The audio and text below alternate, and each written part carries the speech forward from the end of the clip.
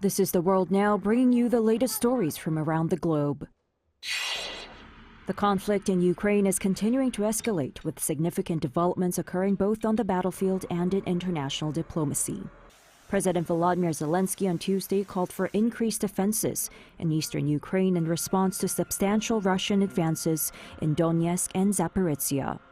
Ukrainian troops have withdrawn from several villages, and Zelensky has emphasized the urgent need for additional Western-supplied weaponry to counter the Russian offensives. On the same day, the United States announced a new military aid package worth $725 million, which includes rockets, landmines, and counter-drone systems. During German Chancellor Olaf Scholz's visit to Kyiv on Monday, Zelensky reiterated the need for more weapons and stronger diplomatic backing in order to achieve a just peace with Russia. Scholz reaffirmed Germany's strong support for Ukraine and encouraged continued diplomatic efforts to resolve the conflict. Ahead of the upcoming NATO ministerial meeting, Ukraine's diplomacy chief Andriy Sybiha urged NATO partners to provide at least 20 air defense systems to help protect against Russian aerial attacks. Ukraine has also conducted tests on new homemade missiles and is increasing missile production. Concerns have been raised about the potential collapse of the ceasefire agreement after exchanges of fire between Israel and Hezbollah. The Lebanon-based militant group fired 2 mortars at an Israeli army base on Monday, saying it was a response to repeated violations of the ceasefire by Israel. Israel responded with airstrikes targeting southern Lebanon, marking its largest wave of attacks since last week's ceasefire was announced. According to Lebanon's health ministry, at least 11 people were killed in the strike. The IDF said operations in southern Lebanon aimed to address actions by Hezbollah that threatened Israeli civilians and violated mutual agreements, while Prime Minister Benjamin Netanyahu said the ceasefire would continue to be enforced with an iron fist.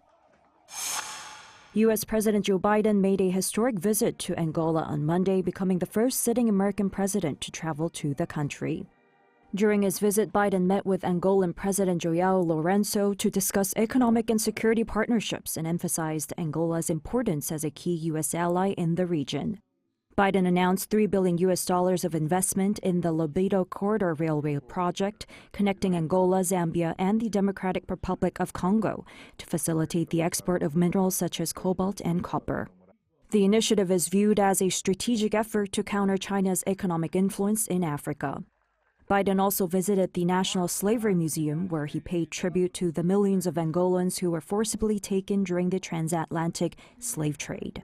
He also announced a $229,000 grant to support the museum's restoration. Europe's most expensive Christmas tree was unveiled in Munich on Tuesday, with an almost 3-meter gold tree made of 2024 Vienna Philharmonic coins worth over $5.4 million. The coins are manually arranged on a specially designed frame with a gold Vienna Philharmonic coin weighing approximately 570 grams, serving as the star on top. The coins showcase an image of a pipe organ located in the Golden Hall of the Vienna Musikverein on one side, with a selection of classical music instruments featured on the other. Although the tree itself is not for sale, the individual coins are available for purchase. 최지희, 아리랑뉴스.